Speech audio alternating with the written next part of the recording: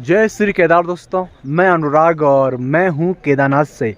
आज है 22 जून और अभी टाइम है शाम की 4 बजे और अभी का वेदर कुछ इस प्रकार से है। आसमान में बादल लगे हैं और फॉग हल्के हल्के से एंट्री कर रहे हैं। और शाम के टाइम पर वैसे तो बारिश डेली हो रही है और आज भी होगी, लेकिन अभी नहीं हो रही है। वासुकी ताल की जो रास्ता पूरा ढका हुआ है और मेरे सुमेर पर्वत दिख नहीं रहे हैं और ज़्यादातर लोग यहाँ से निकल चुके हैं और कैंप वाली जगह आप देखेंगे पूरी खाली हो रही है। और आज शाम को थोड़ा पब्लिक ज़्यादा है भाई कल की तुलना में, क्योंकि अभी मैं थोड़ा बाहर गया था तो भाई बहुत ज़्यादा पब्लिक थी और शायद थोड़ा ज़्यादा है कल के तुलना में। और अभी आए हैं कुछ भाई बंधु यहाँ पे, थोड़ा उनसे बात करते हैं कहाँ से हैं, क्या हैं और पब्लिक कितनी है। तो आप लोग कहाँ से हैं भाई? हम गुजरात अहमदाबाद से। गुजरात अहमदाबाद में जहाँ प्लेन क्रैश हुआ था। अभी माहौल ठीक है वहाँ सब कुछ ठीक है। जब वो प्लेन क्रैश हुआ तब आप कहाँ थे? वहीं थे या वहाँ से घर पे मतलब 7-8 किलोमीटर दूर है वो हमारे से। अच्छा 7-8 किलो। बाकी यात्रा कैसी रही? यात्रा बहुत अच्छी है। गुजरात से यहाँ तक अभी तक बढ़िया है। और रोड का नीचे का बोले टूट रहा है। रोड में ऐसा है कि रात को जब हमारे थे तब वहाँ पे सोनप्रयाग में लैंडस्लाइड हुआ था। था, वो सुबह तक क्लियर ठीक हो गया था। और पब्लिक कितनी है? पब्लिक तो है, आज है पब्लिक है। और रास्ते में आते वक्त कुछ दिक्कतें हुई, परेशानी? दिक्कत कुछ नहीं, बस घोड़े खच्चर का है। घोड़े खच्चर वो तो यूनिवर्सल प्रॉब्लम है ना। बाकी एक बात और जाननी है, गुजरात अहमदाबाद से जो लोग यहाँ आएंगे उनके लिए पहले ये जानना है यार खर्चा आता कितना है पर पर्सन के साथ? अभी तक आपका खर्चा कितना आया केदारनाथ तक आने तक? हाँ केदारनाथ इधर तक का हमारा 2500-3000 एक पर्सन पर पर्सन। और वहाँ से ट्रेन का क्या है, जैसे अहमदाबाद से कोई निकलता है तो उसको क्या क्या करना पड़ेगा पहले ये बता, यहाँ तक आने के लिए? अहमदाबाद से अगर कोई निकलता है तो उसको फर्स्ट ऑल तो रजिस्ट्रेशन तो जो चाहिए वो तो करना ही है। फिर जो टिकट कंफर्मेशन के लिए उसको 60 दिन पहले कंफर्मेशन लेना है। अच्छा ट्रेन का ना, क्योंकि एक ही ट्रेन आती है वहाँ से, योगा एक्सप्रेस। अरे वाह। और उसका वेटिंग लिस्ट इतना बड़ा है कि वो खुलते ही पैक हो जाती है, मतलब 60 दिन तुम्हारे पहले करना पड़ेगा रजिस्ट्रेशन। और बाकी तो जो है रास्ते में जैसा कितने की एक टिकट, एक ट्रेन की टिकट? स्लीपर में 700 रुपए है। अच्छा। और नॉन एसी मतलब जो और एसी है उसमें 1500 है। और सेकंड एसी 2000। और 2 दिन का रास्ता होगा मेरे ख्याल से। 26 हाँ कभी कभी लेट भी हो जाती है। 26 मान के चल लो। और वहाँ से 700 रुपये मान के सबसे मिनिमम प्राइस। और फिर आपको बस में आए आप मतलब हरिद्वार से प्राइवेट टैक्सी में, तो प्राइवेट टैक्सी का क्या सीन है? मतलब प्राइवेट टैक्सी में हम आए तो हमारा पर पर्सन 800 रुपये हुआ है, जो बस का रेट है। हाँ वही है। और हम बस से पहले जल्दी भी आ गए। यह तो अच्छा हुआ। बाकी आपने होटल लिया नीचे या फिर क्या लिया या फिर सीधे चले? होटल का प्राइस पड़ा आपको? पर पर्सन 400 रुपीज। 400 पर पर्सन। कैसा था होटल? ठीक था, होटल अच्छा था, बढ़िया था ना। किस जगह लिया? सीतापुर बस स्टैंड के सामने। अच्छा चलो बहुत बढ़िया। तो आपका खर्चा आया भी 3-4 हज़ार और अब जब यहाँ से जाएंगे तब भी आएगा 4,000-5,000 मान के चलो, तो 10,000 में आपकी यात्रा कंप्लीट हो रही है। तो मैं कोशिश करता हूँ कि सबको पता चले कि यात्रा में खर्चा आता कितना है, क्योंकि जो लोगों में दिक्कत होती है ना वही होती है कि यार पैसे नहीं है। तो पैसों की दिक्कत नहीं है, 9-10 हज़ार तो क्या ही होता है। उतना तो पकड़ के चलना ही चाहिए। और अभी ये लोग जा रहे मंदिर दर्शन में, क्योंकि आज इन्हीं कैंप में है।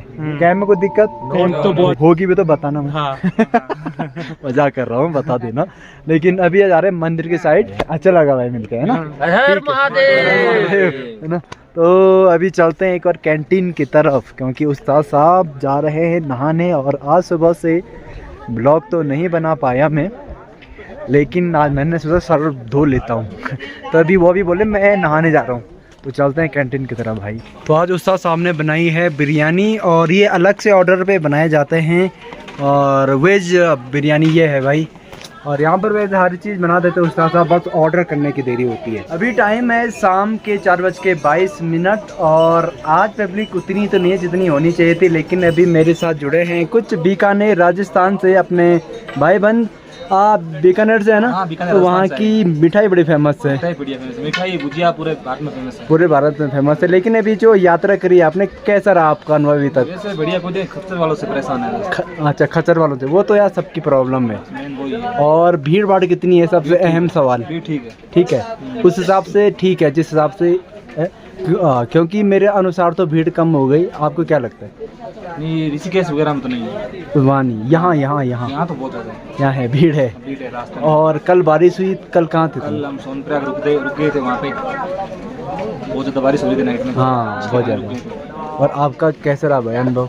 हमारा सफर अच्छा रहा। क्या बोलना चाहोगे बीकानेर वालों के? बीकानेर वालों के लिए यही बोल रहे थे कि यहाँ पे आओ एक बार, हाँ एंजॉय करो एक बार। भैया क्या थैंक यू।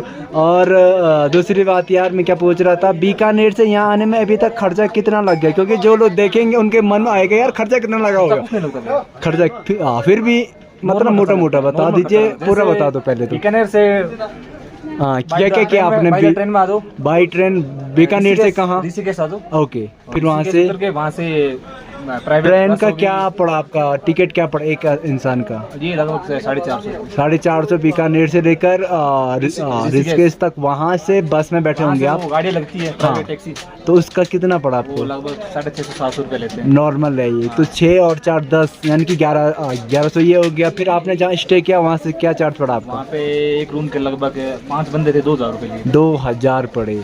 तो ये तो लग गया एक इंसान का कम से कम 1500 रुपये पड़ा इसमें। 1500। फिर वहाँ से आने में यहाँ तक क्या एक बंदे का लगभग 7-8 हज़ार रुपये लगभग आने जाने का। आने जाने का बढ़िया एंजॉय भी हो जाएगा। बड़ा एंजॉय भी हो जाएगा। तो ये अच्छी बात है, क्योंकि सबसे बड़ा सवाल जो इस यात्रा में आने से पहले लोग सोचते हैं कि आखिर खर्चा कितना आएगा। तो बीकानेर राजस्थान बहुत दूर है यहाँ से, तो वहाँ से आने में सिर्फ 8-10 हज़ार का खर्चा लगता है। तो बड़ी बात नहीं है, थोड़ा सा आप आ सकते हैं, ऐसा कोई बड़ी बात नहीं है। बाकी भाई लोग भी पी रहे चाय। एंड कैंप हो गया आपका? नहीं, कैंप नहीं हुआ। कैंप नहीं हुआ तो अब ऊपर लेंगे तो अच्छी बात है। यहाँ भी है कैंप। बाकी आप भी आइए केदारनाथ। और उस्ताद साहब नहा लो। अब मैं देखूंगा दुकान, अब मैं बनूंगा लाला। हाँ, ये भाई भी तो हैं। भाई आप कहाँ से हैं? जयपुर राजस्थान से। सफ़र कैसा रहा आपका? अभी आप मिले भी थे और तब मैं ब्लॉग बनाने का सोच रहा था, मैंने सोचा अभी बना देते हैं। और रास्ते में कोई दिक्कत? रास्ते में कोई दिक्कत नहीं, बस थोड़ा सा यहाँ पे लैंडस्लाइड हो रहा है। हाँ। ये अपने भीमबली से ऊपर आते हैं। हाँ। तो जो ब्रिज पार करके लैंडस्लाइड हो रहा है। और भीड़ भाड़ कितनी है? भीड़ भाड़ नीचे नॉर्मल है, मतलब ज़्यादा भी नहीं है, कम भी नहीं है। तो मतलब लोग आ सकते हैं? मतलब लोग आ सकते हैं, बिल्कुल। चलिए बढ़िया, आपका फीडबैक काम आएगा लोगों के। Thank you. फिलहाल आपको बाहर का वेदर दिखाते हैं और अभी समय है 5:40 और भीड़ आ रही है, जा रही है और केदार का अनुराग शान से चमक रहा है। ये देखिए जी।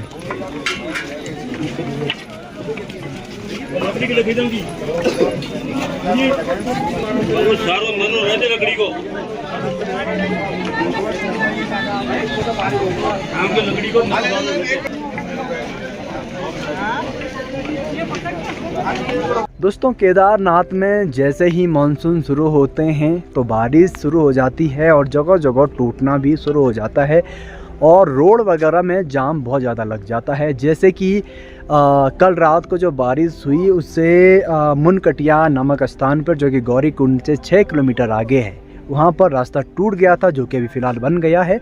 अभी टाइम है 5 बजे 6 बजे, तो अभी तक तो रास्ता बन गया है। लेकिन आने वाले दिनों में इस प्रकार के रास्तों का टूटना, रोड का टूटना सामान्य हो जाएगा।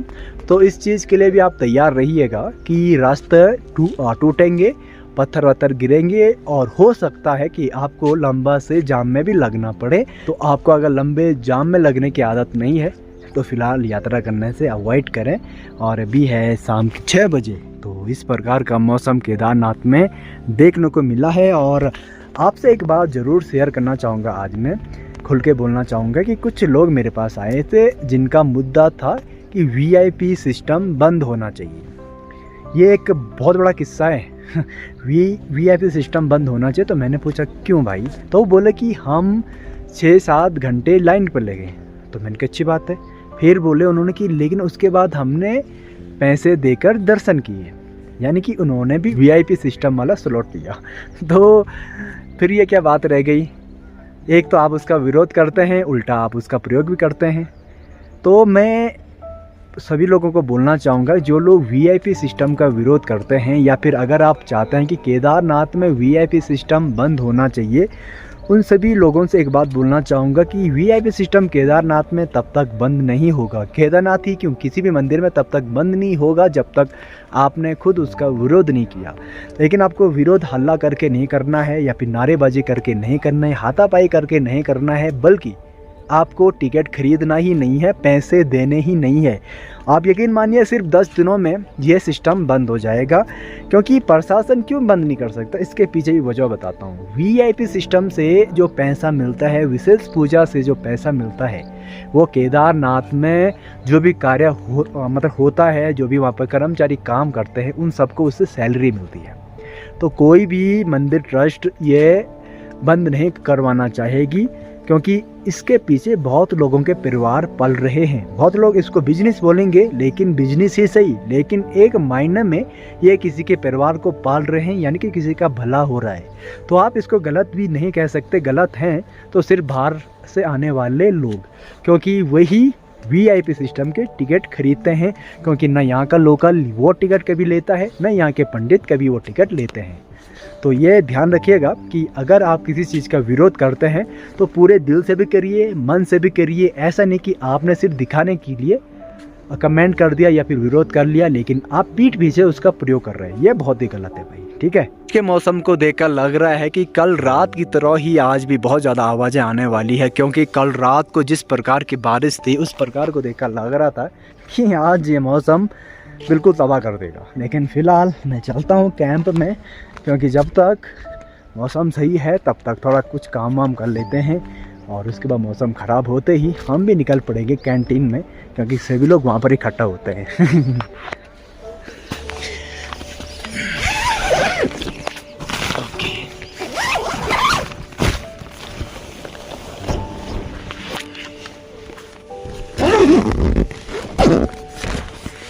अरे क्या हो गया?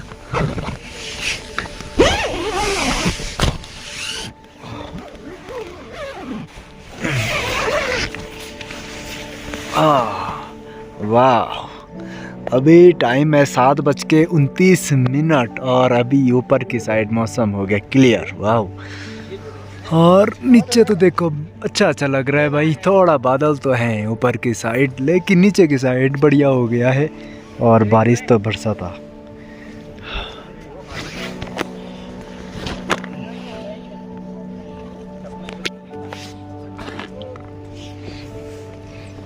अरे अरे अरे अरे अरे कहाँ जा रहा नीचे?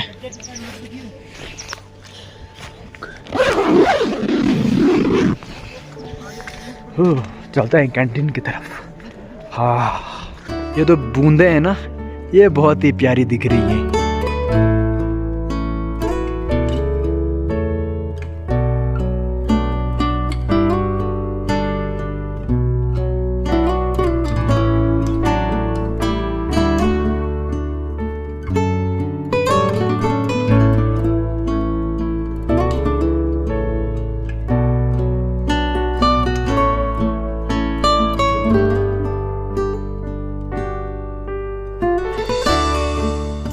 अभी टाइम है रात की 12:41 और केदारनाथ की सड़कें थोड़ा सुनसान हो गई हैं, लेकिन इतने भी सुनसान नहीं है कि कोई लोग ना हो। कुछ लोग तो हैं जो आ रहे हैं, और कुछ लोग हैं जो यहाँ पर बैठकर खाना चबा रहे हैं, और फ्री थे अभी तक, लेकिन खाना खाए उन्होंने 12 बजे का इंतज़ार किया। और आज मैं ठाण जी की हम करें विदाई यहाँ से। आज अब वो नहीं आएंगे हमारे केदारनाथ धाम में। ये भी निकले भोड़े। बाकी भाई आज की अगर मैं बात करूं तो आज केदारनाथ में अच्छी खासी पब्लिक है, और शाम के टाइम पर थोड़ा बहुत ठंडा तो है, और बारिश भी हुई थी शाम 4 बजे से, लेकिन उतनी ज़्यादा बारिश नहीं हुई जितनी कि कल हुई थी। कल तो बहुत ज़्यादा बारिश हुई थी भाई। और पब्लिक आज ज़्यादा क्यों है मुझे तो नहीं पता, क्योंकि अचानक से कम हो गए थे एक दिन, और मैंने जैसे ही बोला कि भाई पब्लिक कम हो गई, सबको लगा होगा पब्लिक कम है, आजकल हम जाते तो भीड़ फिर से बढ़ गई है। तो अगर आप केदारनाथ आ रहे हैं तो मौसम विज्ञान को देख कर आइए, अपडेट देख कर आइए, और डेली ब्लॉग देख कर आइए, आपको इससे बहुत ज़्यादा मदद मिलेगी। तो मिलते हैं दूसरी एक नई वीडियो में, तब तक के लिए शुभ रात्रि और हम भी अब सोते हैं। जय हिंद, जय भारत, जय केदारनाथ।